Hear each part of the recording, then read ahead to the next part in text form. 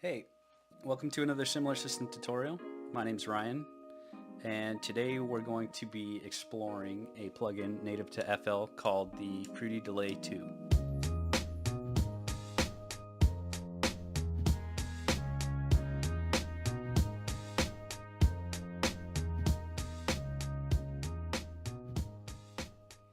Alright, so the Fruity Delay 2 is divided into four subsections.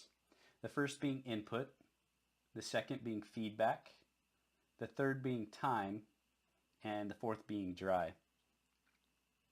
So if we're looking at the plugin from left to right, the first knob that we're going to encounter is the pan knob.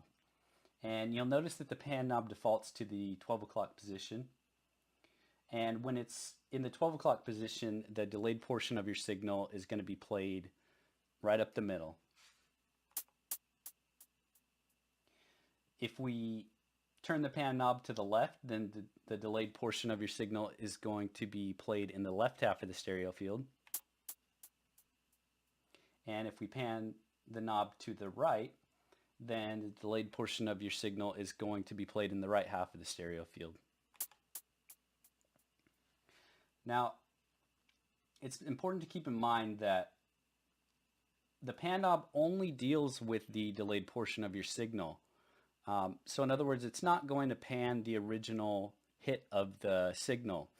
It's only going to pan the delayed portion which follows it. So if you'd like to alter the location that the signal starts in the stereo field, you're going to need to change it by adjusting the pan position of the mixer channel that you've routed the sound to. So in this case, I've routed it to channel 3. So if I wanted to pan where the original signal hits in the stereo field, I would need to adjust the pan position here.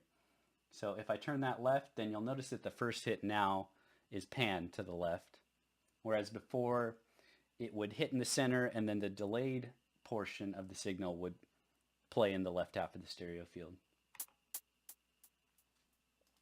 So that's just something to keep in mind when using the Fruity Delay 2.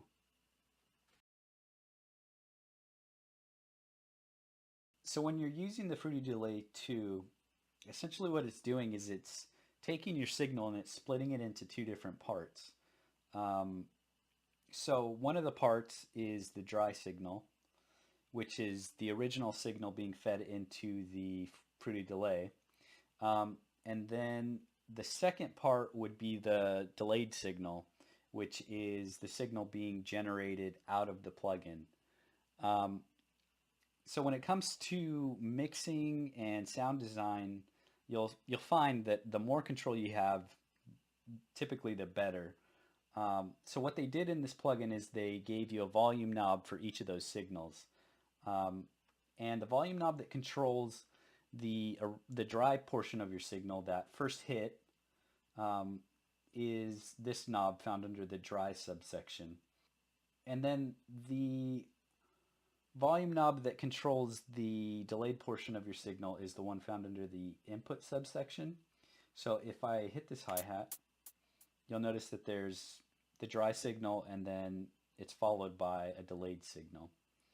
And as I turn this volume down, it'll get to a point where you won't even hear the delayed signal anymore. So this knob is what controls the volume of that delayed portion. And then the knob under the dry subsection is the volume knob for the dry signal.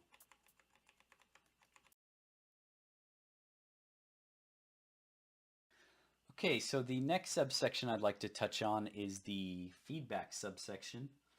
And on the left-hand side of the section, you'll find three buttons labeled normal, invert, and p-pong, which stands for ping pong.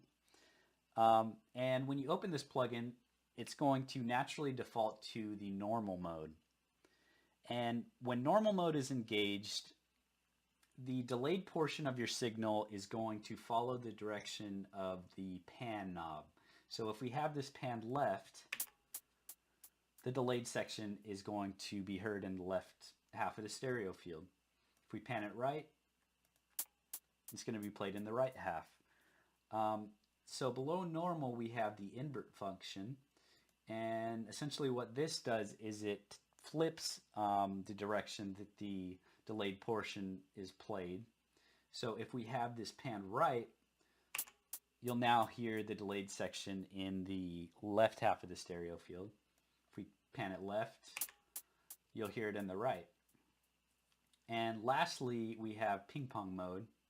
And ping pong mode is kind of cool because you'll hear that the echoes are alternating between the left and the right ear. So depending on what it is that you're going for, you're going to want to choose one of these modes. So if you want your sound to be triggered and then you want the delay to echo in a certain location over and over again, you're going to want to either click normal or invert. And then if you want a ping pong effect where it alternates between left and right, you'll click the ping pong mode.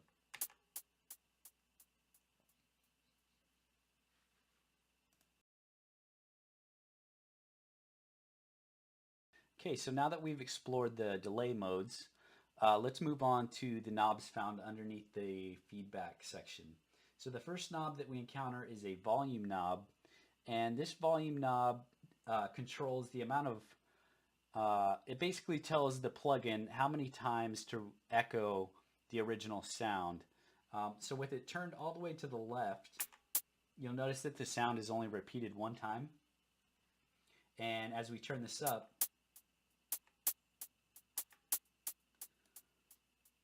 you'll notice that it takes longer and longer for the echo to fade out. And then when you have this knob turned all the way to the right, your sound will just echo forever, basically.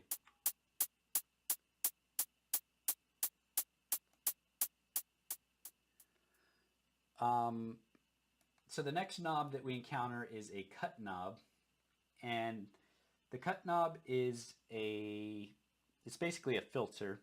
It's a high cut filter, or some people may call it a low pass filter.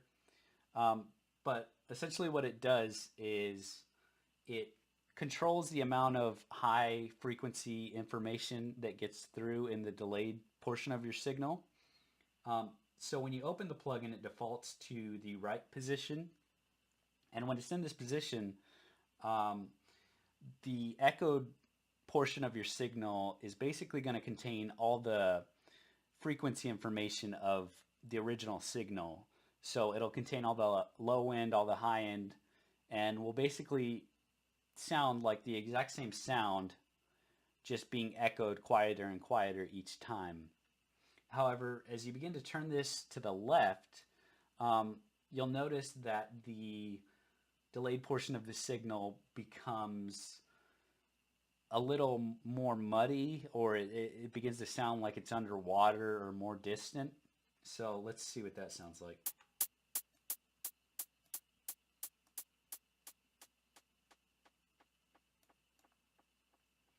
So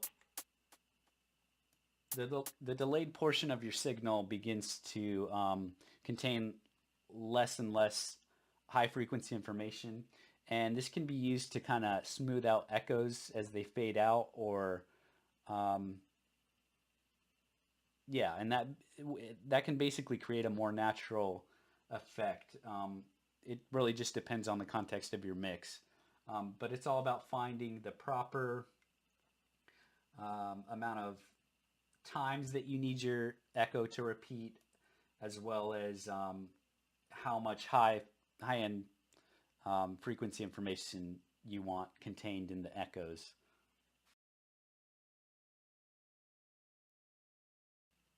Okay, so the next section we're going to talk about is the time section. And this deals with the rate at which your signal is echoed. These settings are all tempo based, so they're all going to be relative to the BPM that you've set for your project. And if you look in the upper left-hand corner of your software, you'll see the File, Edit, Add drop-down menus. Right below that, there's a gray box. And if you keep your eyes there while you hover over different parameters or functions, you'll get different readouts of information there. So this menu can display textual information or even numerical information.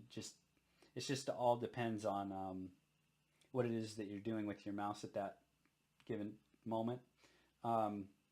So if we start to adjust the time parameter within the plugin, you'll notice that it's displaying a numerical value there. And if you pay close attention, you'll see that once we hit 47, then it's going to jump to 1. Go up a little bit more. When we hit 1.47, then it's going to jump to 2. And this always kind of confused me because I didn't understand why it would go from 48 to 1. Like, what's the significance of that?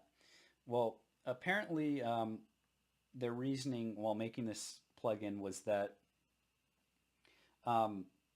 if you have intervals of 48, you can divide that into 3 perfect 16th note fractions, which makes it really easy to achieve the different intervals of delay. So you may have heard of something called like triplet delay or dotted delay or just, a regular old delay. And organizing the plugin in this way allows you basically to achieve those perfect fractions really easily. But in all honesty, I typically don't worry too much about adjusting delays in a mathematical sense. I tend to just listen as I adjust the knob and basically just stop whenever it sounds good to me. One thing I'd like to mention before moving on to the offset knob is that if you right click on the time parameter and go down to set, then you'll see that there's a bunch of different steps here that you can select. So you can click that, go to 4, and it's going to adjust the rate at which your echo is produced. So that's one easy way to quickly get a certain interval of delay. And then the other thing I'd like to mention is that if you hold down the control button while adjusting the time parameter, it becomes a lot less sensitive, so it becomes a lot easier to settle on a very specific number that you're looking for. So yeah, I think that's pretty much it for the time knob.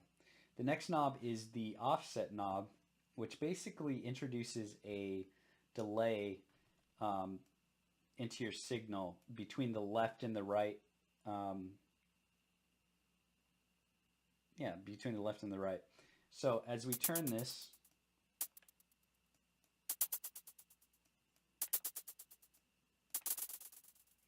you can turn it almost to a point where it becomes like a sort of ping pong delay. And so this can be a kind of cool feature to mess with in combination with all the other parameters that we learned about. So there's two major ways that I find myself using delay or thinking about it. And one of them is to think of it as more of an effect. So creating rhythms or, echoes of a certain sound. And then there's another way that I think about it, and it has to do more with the mixing side. And it's basically using it as a form of like stereo widening. So when I use delay as more of an effect, I tend to find myself using the delays within my soft sense or other third-party delays because they just tend to give you more control over the left and right channels as far as filtering or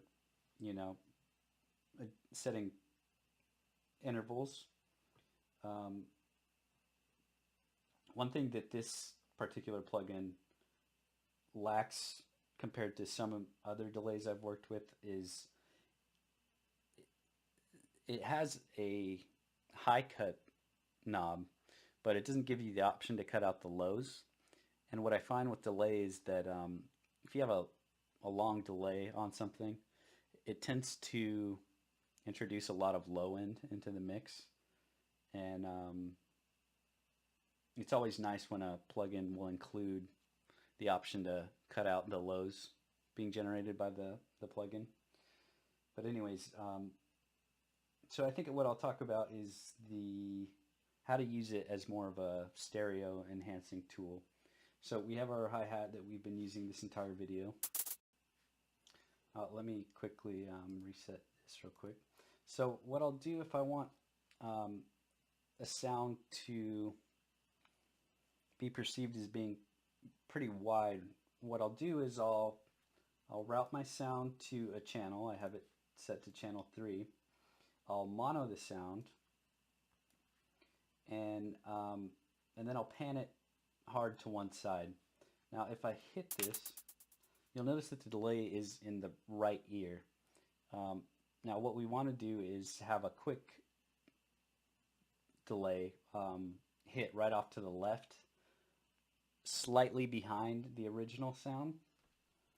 But because of the fact that I monoed the track and panned it, adjusting the pan on the delay plugin isn't going to change anything. So what I'm going to do is I'm going to take this off. I'm going to route this channel to a new channel. I'm going to re-add that delay, and when I hit the hi-hat, it's being sent to this new channel, and it's being played only through the right ear because that's the side that it's been panned to. So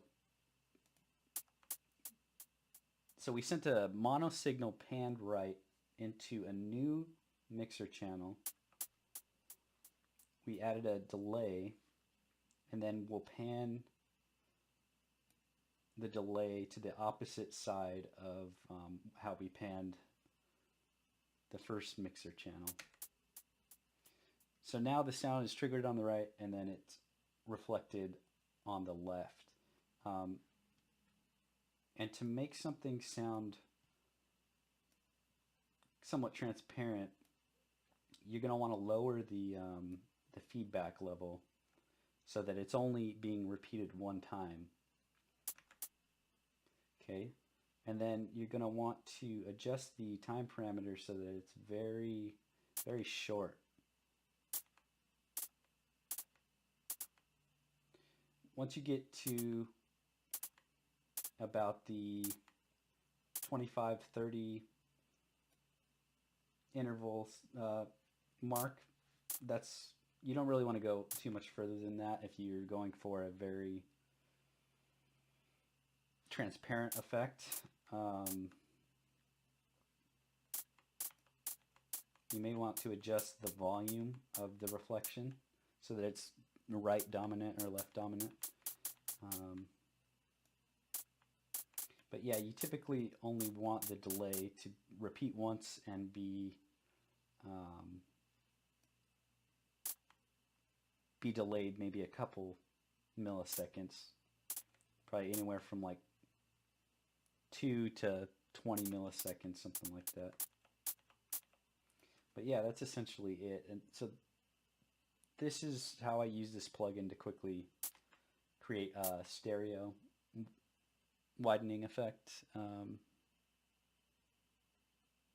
And then for more rhythmic or effect-based delays, I'll typically optimize the delay within the synthesizer that I'm generating the noise out of, or some other more sophisticated delay that gives me control of the left and right delay times, as well as something that lets me cut out the low end of the signal.